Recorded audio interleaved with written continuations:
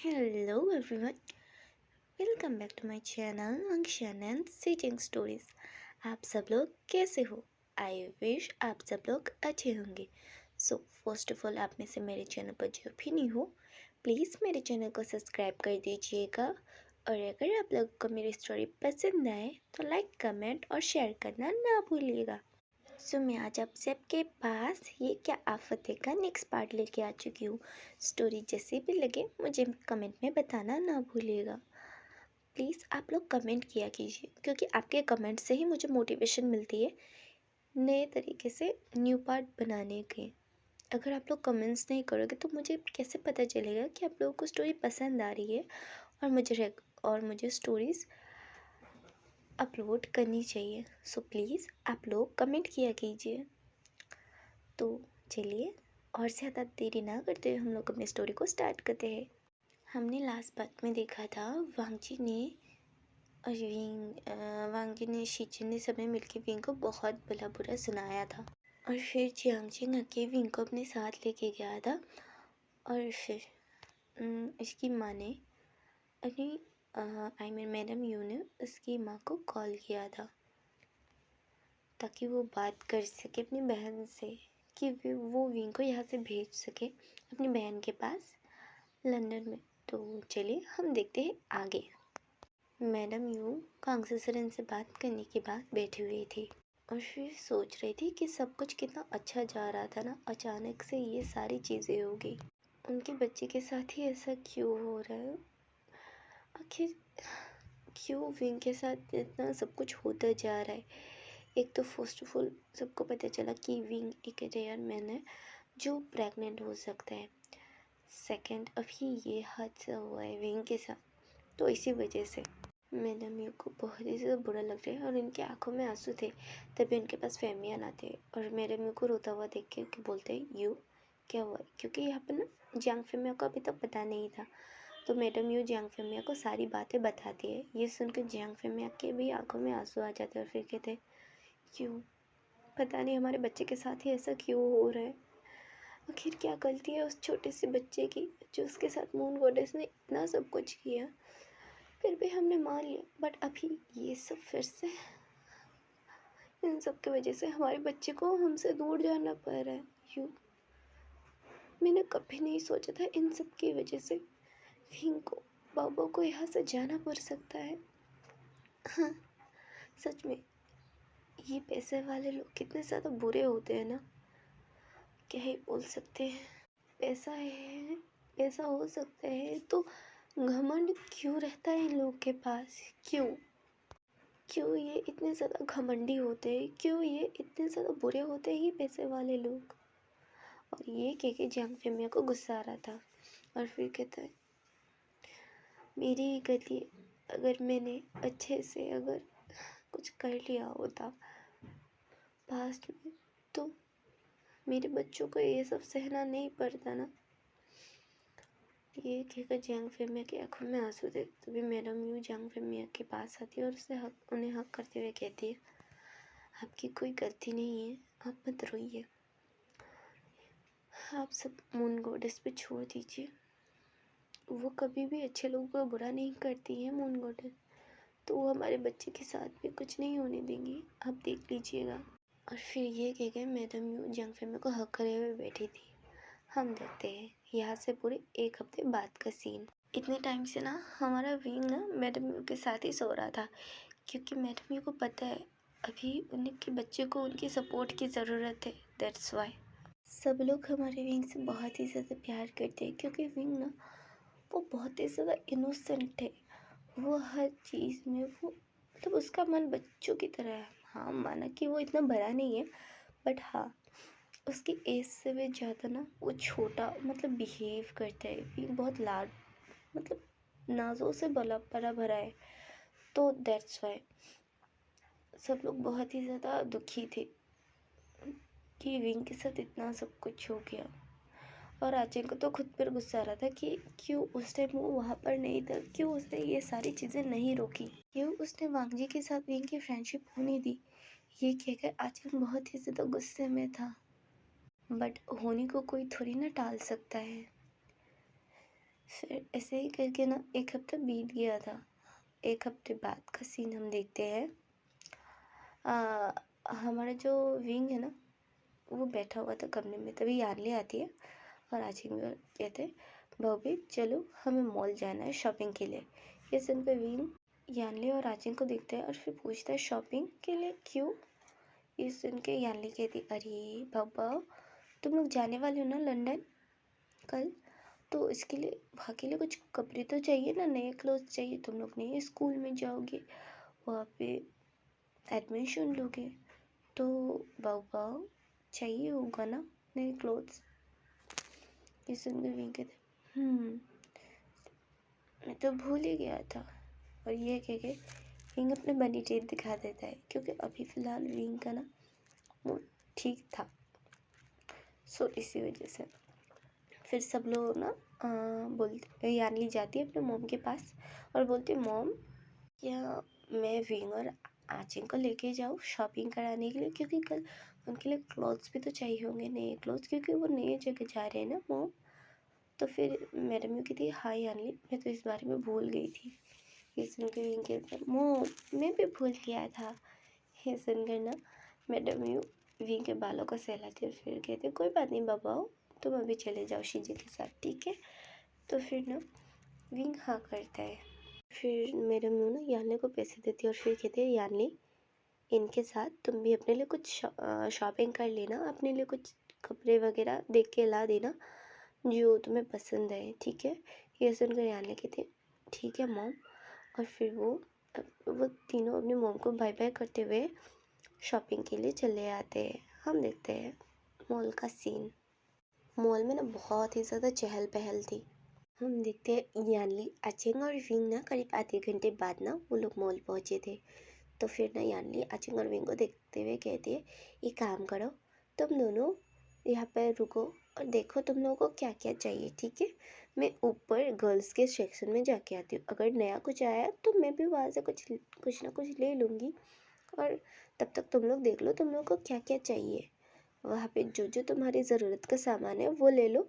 मैं आके मैं जो लूँगी उसका और इसका दोनों का पेमेंट कर दूँगी, ठीक है। ये सुनकर विंग और आचिंग हाँ में सर अपना नोट करते हैं और फिर यानली वहाँ से चली जाती है गर्ल्स सेक्शन के लिए। सो यानली के जाने के बाद देखते हैं हम विंग और आचिंग इधर उधर टहल रहे थे, वो देख रहे थे क्या लेंगे क्या लेंगे। तभी ना विंग कहते, आचिंग मुझे वो शर्ट पसंद आई। दिखता है वहाँ पे एक शर्ट है जो ना बहुत ही ज़्यादा क्यूट था और जिसमें ना बनी का ना एक स्टिकर भी लगा हुआ था। फिर आचिंग कहते, अगर तुम्हें पसंद आई है तो ठीक है तुम ले लो ना, वैसे भी हम पेमेंट कर देंगे, आई मीन शी जाने के बाद वो पेमेंट कर देंगी, ठीक है। चलो जाओ लेके आओ। ये सुनकर ना विंग ले लेता है वो चीज़ें और फिर वो दोनों फिर से इधर उधर घूम रहे थे और अपनी शॉपिंग कर रहे थे। हम देखते दूसरे साइड तो वांगजी और शिचेन का ना मूड बहुत ज़्यादा ख़राब था। तो हमारे शाओशिनचेन और मेंगिया ने सोचा था कि दोनों को ना लेके थोड़ा बाहर घूमा जाए और फिर वो लोग इधर उधर मतलब घूम रहे थे बहुत ज़्यादा। फिर वो लोग कहते चलो शॉपिंग ही कर लिया जाए। फिर वो लोग ना मॉल में आए थे और फिर वो बहुत टाइम से घूम रहे थे अपने माइंड को फ्रेश करने के लिए इधर उधर। तो ना इतने टाइम से घूमने की वजह से उन लोगों को भूख भी लग रही थी। तभी ना जो मेंगिया और शाओशिनचेन है ना, ये नज़र ना विंग और आचेंग पे जाती है और फिर मेंगिया अपने मन में कहता है, इतनी हिम्मत हुई ये लोग हमारा पीछा करते हुए यहाँ तक क्या आ गए। और ये कहकर गुस्से में ना मेंगिया देख रहा था और शाओशिनचेन से कहता है कि चलो इन्हें सबक सिखाते, क्योंकि वांगजी और शिजन ना थोड़े आगे थे। मेंगिया ने ना शाओशिनचेन में मतलब शाओशिनचेन के कान में बोला था कि चलो इन्हें सबक सिखाते हैं। और ये बोल के वो लोग कहते हैं कि वांगजी शिचेन एक काम करो, आप लोग ना उधर जाके मतलब तो घूम लो थोड़ा सा, हम देखते कुछ खाने का है या नहीं, क्योंकि बहुत टाइम से हम लोग चल रहे, भूख भी लगी है बहुत ज़्यादा तेज़ से। और भाई यहाँ पे हमारे शीचेन और वांगजी को भी भूख लगी। देर से वो लोग कहते हैं हाँ हाँ ठीक है तुम लोग जाओ, देखो हमें भी बहुत ज़्यादा भूख लग रही है, हम लोग कब से चले जा रहे हैं बस इधर उधर। और ये कहकर ना वो लोग दूसरे साइड चले जाते हैं देखने के लिए कि कोई अच्छी चीज़ें हैं या नहीं। फिर ना जहाँ पे विंग और हमारे आचेंग शॉपिंग करते हैं ना, वहाँ पे शाओ शिनचैन और मैंगियो दोनों आते हैं और फिर कहते तुम जैसे गरीब लोग भी यहाँ पे आके शॉपिंग कर सकते हो, इतनी औकात है तुम लोगों में। और ये सुनकर ना विंग ना दिखता है तो वहाँ पर और कोई नहीं बल्कि शाओ शिनचैन और मैंगियो खड़े थे। और ये बात ना हमारे मैंगियो ने कहा था, देखो देखो गरीब लोग भी यहाँ पे शॉपिंग करने आए हैं औकात से बाहर की चीज़ें तो ले नहीं सकते, सस्ते वाली चीज़ें ही देख रहे होंगे और क्या। और ये बोल के ना मैंगियो हंसने लगता है और साथ में शाओ शिनचैन भी हंसने लगता है। विंग और आचिंग को बुरा तो लगा था उनकी बातों का, बट हमारा आचिंग ना विंग का हाथ पकड़ के उन्हें इग्नोर करके जाने लगता है। तभी ना हमारा मैंगियो कहता है, अरे अरे भाग क्यों रहे हो तुम लोग डरपोक कहीं के देखो ये कितने ज़्यादा डरते हैं हमसे, भाग रहे हैं पीठ पीछे। ये क्या कहना मैंगियो हंसने लगता है। तभी शाओ शिनचैन कहता है, सही कहा, ये बहुत ज़्यादा डरपोक है और कितनी अजीब बात है ना। छः, अगर मुझे पहले से पता तो मैं इसके साथ भी नहीं घूमता।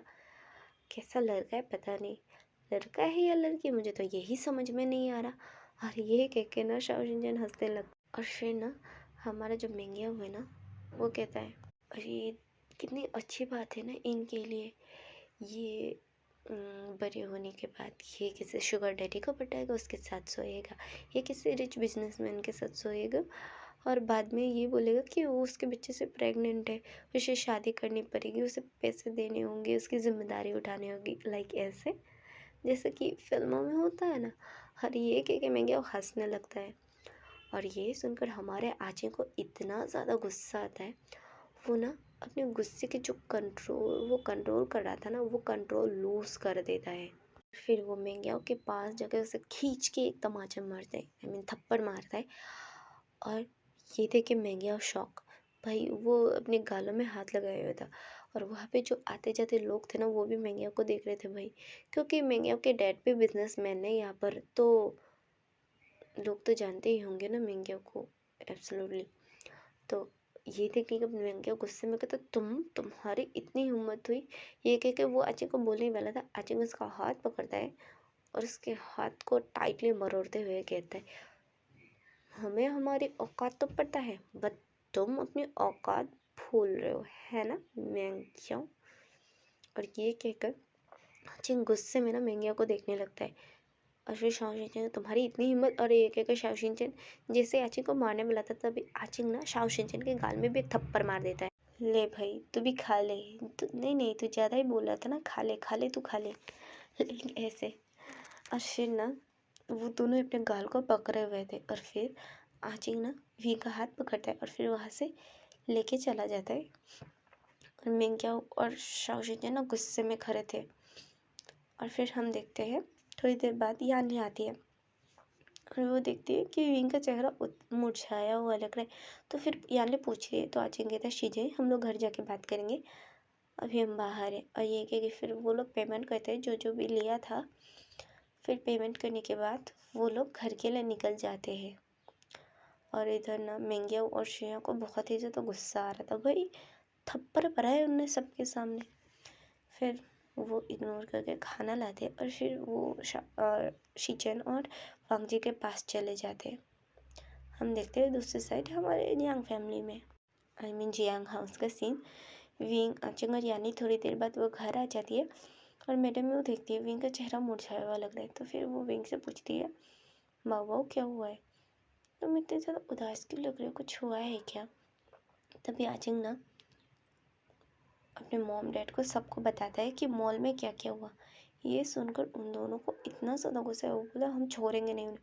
फिर आचिंग रोते हुए कहता है, मैंने ऑलरेडी सबक सिखा दिया है मॉम ने। तो फिर हमारी मैडम कहती है, मैं समझ गई बाबा, बट बड़े लोग हैं वो लोग, उनसे ज़्यादा तुम उलझना नहीं चाहिए तुम लोगों को। ये सुनकर हमारा आचिंग कहता, मॉम वैसे भी हम इसके बाद उलझेंगे भी नहीं क्योंकि हम लोग यहाँ से जा रहे हैं। ये सुनकर मैडम की आंखों में आंसू थे। फिर कहते हैं, हाँ एक गलती की वजह से मेरे दोनों बच्चे मुझसे दूर जा रहे हैं। और ये कह के मैडम यूँ रोने लगती है।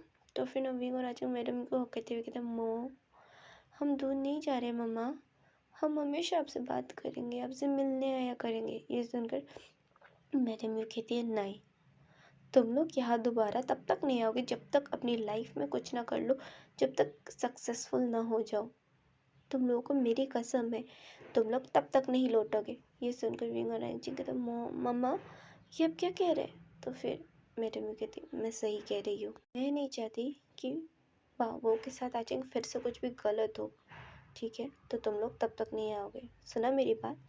ये सुनकर विंग और आचेंग दोनों हाँ कर देते हैं। विंग को उतना तो समझ में नहीं आता है क्योंकि भाई वो छोटा है, बट फिर भी वो हाँ कर देता है। और फिर हम देखते हैं मेरी म्यू विंग को अपने पास बुलाती है, फिर उसे अपने गोद में लिटाती है और हमारे आचिंग को भी सेम ऐसे ही करती है, दोनों को अपने गोद में लिटाती है और फिर दोनों का बाल सहलाने लगती है। जियांग में भी बैठे थे, दोनों भी मतलब जियांग में और यानी दोनों ही बैठे थे। दोनों भी विंग और आचिंग को देख रहे थे और दोनों को भी रोना आ रहा था कि विंग और आचिंग उनसे दूर जाने वाले हैं कल। और सब लोग बहुत ही ज़्यादा अभी इमोशनल थे। फिर भी वो लोग जाते हैं, फ्रेश होते, नीचे आते हैं क्योंकि जब वो ना मॉल से आते हैं तो उन्हें शाम हो गई थी। और इन सारी बातों के बाद ये ऐसे बैठे हुए थे वो लोग, और अभी डिनर का टाइम हो चुका था। फिर वो लोग आते हैं, बैठते हैं और साथ में डिनर करते हैं। और फिर ना मैडम यू विंग को और आचिंग को अपने पास बुलाती है क्योंकि आज वो अपने दोनों बच्चों के साथ सोना चाहती है, दैट्स। फिर मैडम यू विंग और आचिंग दोनों को साथ अपने पास लेटा ली थी और वो बीच में लेटी हुई थी। एक साइड विंग था और एक साइड आचिंग था। फिर दोनों को ही ना मतलब दोनों के बालों को ही सहलाने लगती है अपने दोनों हाथों से। फिर विंग और आचिंग अपने मॉम को हक करते हैं और फिर वहीं पे वो दोनों सो जाते। मैडम यू सोच रही थी कि क्या से क्या हो गया। कितनी अच्छी फैमिली, कितनी खुशहाल फैमिली थी ना उनकी, पता नहीं किसकी नज़र लगी और ये कह के वो उदास थी। ऐसे ही करते करते वो भी सो जाती है। हम देखते हैं नेक्स्ट दिन का सीन। सारी पैकिंग ऑलरेडी कब हो चुकी थी, सो वो लोग ना एयरपोर्ट के लिए निकलते और फिर विंग आचिंग और के साथ ना जियांगफे में भी जाने वाले थे क्योंकि विंग और आचिंग अभी छोटे हैं तो वो लोग नहीं जा सकते ना अकेले। फिर सब लोग आते हैं और फिर ना विंग और आचिंग को बाय बाय करते और फिर विंग और आचिंग का फ़्लाइट का टाइम हो जाता है। फिर विंग आचिंग और जियांगफे में तीनों ही ना फ्लाइट में बैठ जाते हैं और विंग और आचिंग निकल पड़ते हैं अपने एक नए सफ़र के लिए, एक नई शुरुआत के लिए। सो आज का ये पार्ट मैं यही पे एंड करती हूँ। मिलते हैं नेक्स्ट पार्ट में। Okay, bye bye everyone.